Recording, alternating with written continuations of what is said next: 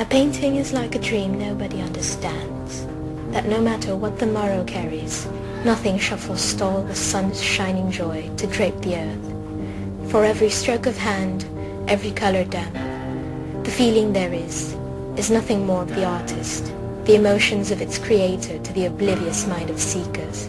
For without atmosphere, a painting is nothing but a mere picture, not a canvas of forever.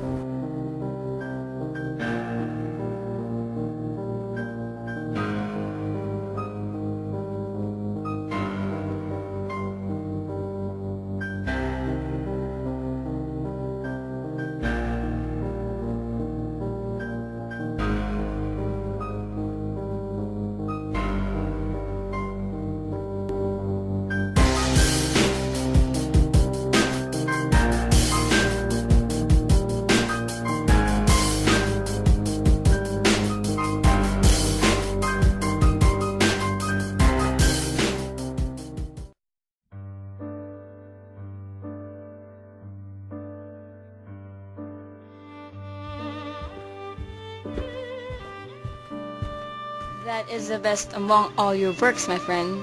You certainly must send it to the Grosvenor. No, I'd rather not. I don't think I'd send it anywhere else, either. Why not? Such a portrait will set you above all the artists in England. Well, don't laugh, but I have put too much of myself in it to exhibit it anywhere. Ha! Too much of myself in it. Basil, my dear friend, who knew you could be so vain? Honestly, I can see any resemblance between him and you. He looks pretty much of an Adonis. Any girl would swoon at the sight of while you... He is brainless, and most of all beautiful. Yes, much of an Adonis, as you have stated. I'll be nothing like him. No, I am nothing like him at all, and that is a fact. But I don't think you understand, Henry. There is a fatality about all physical and intellectual distinction. Even your wealth and title or my talent are no match for the heaven-sent features of the young Dorian Gray. Is that his name, Dorian Gray? Yes, but I didn't intend to tell it to you, frankly. Nor do I intend to tell anyone else, now that you know the young gentleman. Why? When I like people immensely, I never tell their names to anyone. It feels like surrendering a part of them to another person. Therefore, not giving the other party a chance to hold an air of enigma around them. You know how much I love secrecy or anything mysterious. Don't you think it's rather foolish? Not at all, Basil. You're an extraordinary fellow. It's better to be extraordinary than normal, is it not? Touché. It only means I'm destined for greater things.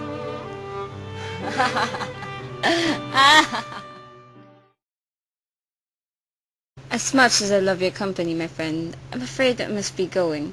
But before I do so, I want an answer to my question you have yet to give a reply to. What is that? You know quite well what I'm talking about. I'm afraid I do not. Then, I shall repeat if I'd rather not hear it. Such childishness, Basil. Every portrait that is painted with feeling is a portrait of the artist, not the sitter. The sitter is merely the accident, the occasion. It is not he who is revealed by the painter, but rather it is the painter who reveals himself. The reason I do not wish to give the painting away is that I'm afraid. Afraid? Afraid of what? That I have shown in one way or another with it the secret of my own soul. Oh, Mr. Howard, the night is still as early as you can call day. Do not leave just yet. I have done everything that I can to gather such prominent figures such as yourself tonight. I'm perfectly sorry, Mrs. Brandon, but I... Come along with me and I shall introduce you to someone worthwhile.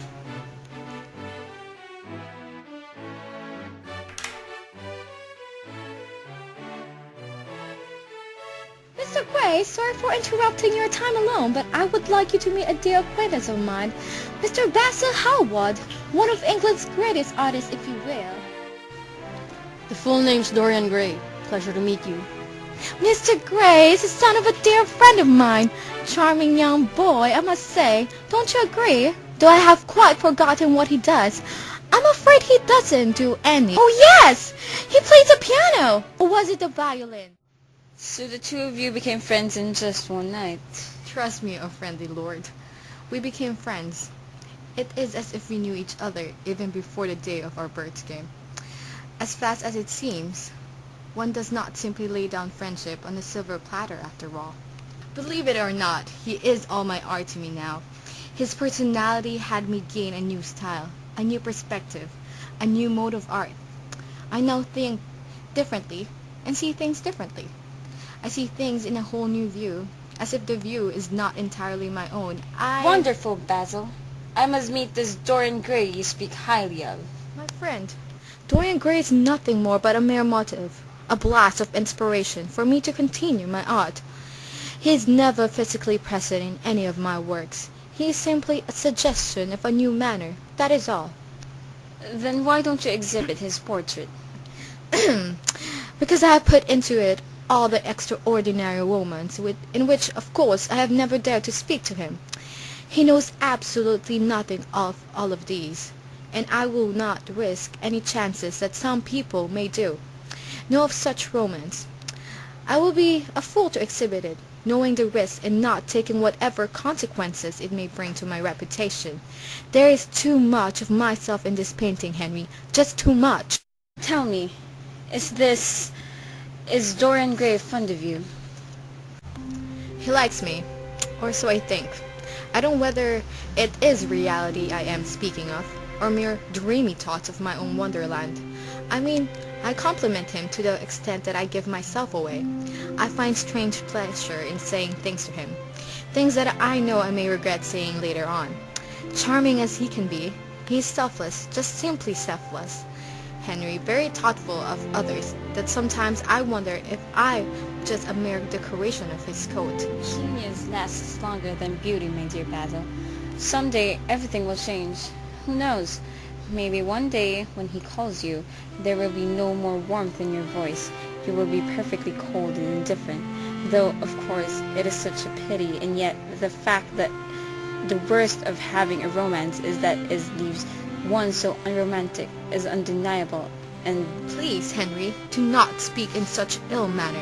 You change too often as far as I can look back for you to gain knowledge of how I feel.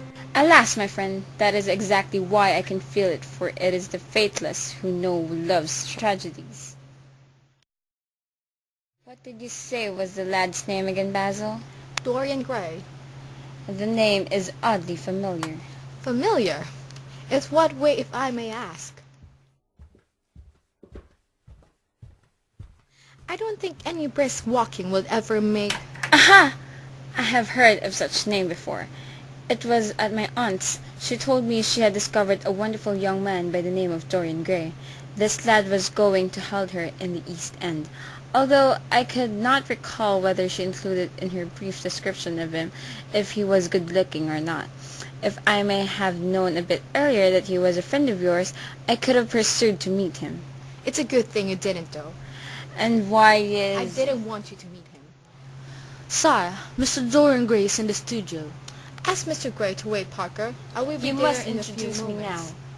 Pardon, sire? I said, ask Mr. Gray to wait for a few moments. Of course. Dorian Gray is my dearest friend. He has a simple and beautiful nature. Don't spoil him for me, nor do try and influence him. And please, pathetic as it may look like, I'm begging, do not take away from me the one person that makes life absolutely lovely to me, and gives my art a whole new meaning. And furthermore... You talk too much for your own good, Basil, my friend.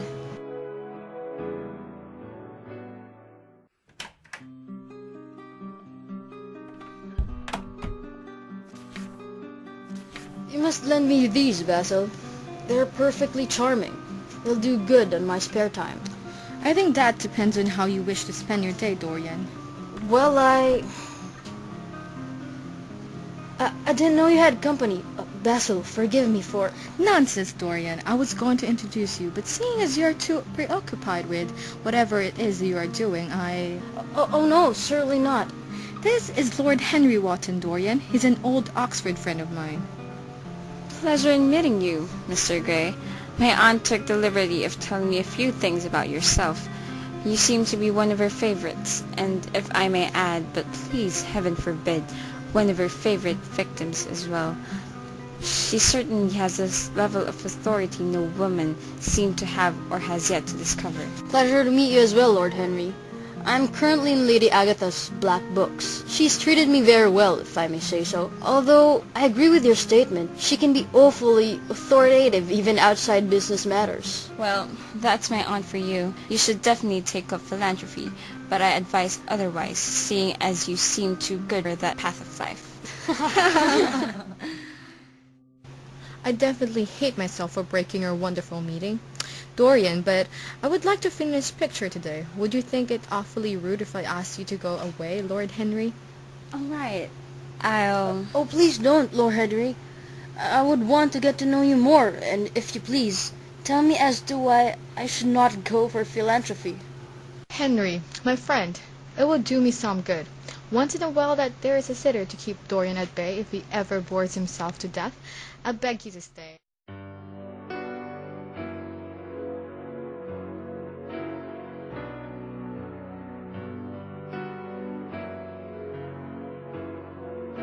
Are you of bad influence, as Basil had said, Lord Henry? There is no such thing as good influence, Mr. Gray. All are immoral as to influence a person is to give him one's own soul. He who is influenced is no longer is him, as no longer will he remember whoever is that him, his virtues, his sins, his beliefs. Self-development, Mr. Gray, is the aim of life to which our lives is governed by. Excuse for a moment, Lord Henry, but would you be so kind to let me gather my thoughts to answer back? I'm perplexed at the moment and I cannot form words. Let me think for a while, or perhaps just give me time not to think at all.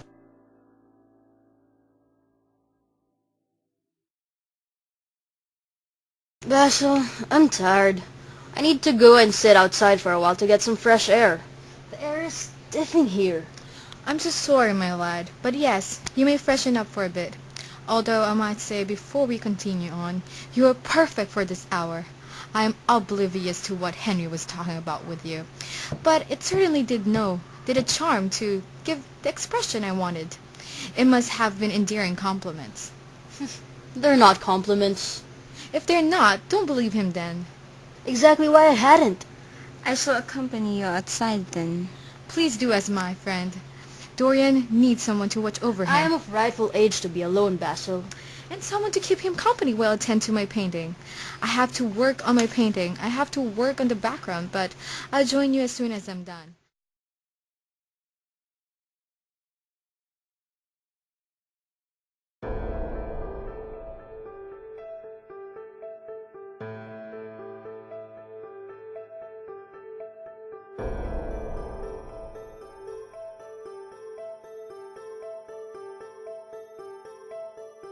I have a feeling that you are one of those most privileged men here on earth. Why is that? To know more than what you think you know, just as you know less than what you want to know. I'm sorry, but I don't think I understand. Of course, you are young. Youth really has its own splendor adulthood hasn't. You have a wonderful face, Mr. Gray, and I will not be surprised if every man on earth will be nothing but jealous of you when all women, be married or not, lay themselves at your feet. You speak so highly of my appearance, Lord Henry. I'm flattered, but beauty is nothing but superficial. Perhaps, yet beauty is a form of genius, higher actually. It is a wonder of wonders. It is unexplainable to why beauty exists and to why only a few has it. I don't particularly believe in religion, but if there is a God, or so do gods exist, they have been good to you. A face like no other. Same goes for your stature. Definitely an image of an Adonis, if were to be compared to Greek mythology. But then again, like anything else that we have, it withers. When your youth goes, so will your beauty. It will do you much better if you take advantage of it while you still can. Let nothing stop you, not even your own fears.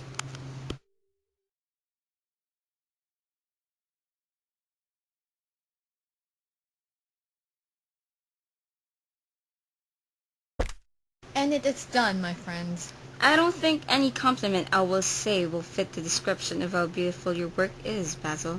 Mr. Gray, come here and take a look at yourself. Already finished? Quite finished. You were spectacular today. I am forever in your debt as it is. Thanks to me, that is.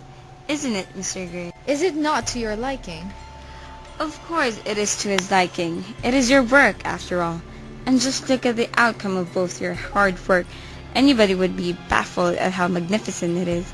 If I were any better, I'd give up everything I had, sell it, and buy this work of art. Well, that is not for me to decide, Henry. The painting is not my property. It is of Dorian's. Of course, and How sad. It is a pity that a time will come that I will grow old and my face will no longer hold the same radiance. All this painting will forever hold me, that everyone has taken, will take a liking to. If only there was a way that I would never grow old, and it will be this picture that will rot in my place. I would give everything. There will be nothing in this world I would not give for that to happen. I wonder how long you will take a liking to me, Basil. Unlike this painting, Dorian, what are you saying? I never had a friend such as you, and I don't think I shall have such another. This is a masterpiece, yes, but it is only a material thing in this world. You do realize that this is your entire fault. What did you ever say to Dorian? my fault? How is this my fault? I cannot argue with two of my most trusted friends at the same time. Whatever he said to Dorian is clearly taking its toll on him. Even if it's just a matter of art, and if ever it has something to do with this painting, then I shall personally see to it that this will be destroyed as soon as possible. don't! Basil, don't! It would be a murder! Murder? How is it murder? It is nothing more but a mere painting. That painting not only holds a part of you as its creator, it holds a part of me too. As it is, in a way, me.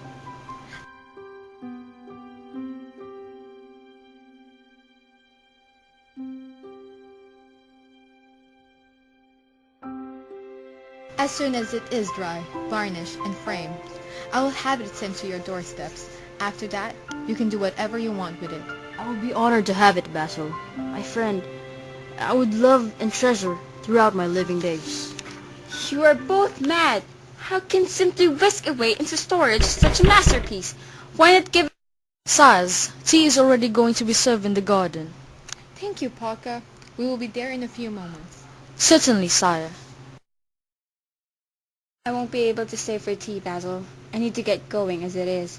I'll have to write to my man in the Orleans, then head to the theater. I would like to come to the theater with you, Lord Henry, if it isn't so much to ask. I would like to see whatever the show they'll be having tonight. Then you may come if you please, Basil. I'd stay here with the real Dorian Gray. Am I really like that? How wonderful of you to say that, Basil. Why, yes, doubting yourself, aren't we? I also have lots of work to do in my library. All right, then. Shall we be on our way, Mr. Gray? Then have a safe trip. Both of you, I bid you farewell. Well, then, off we go. I bid you farewell, Basil. And although it may seem a bit early, I bid you 1,000 times good night.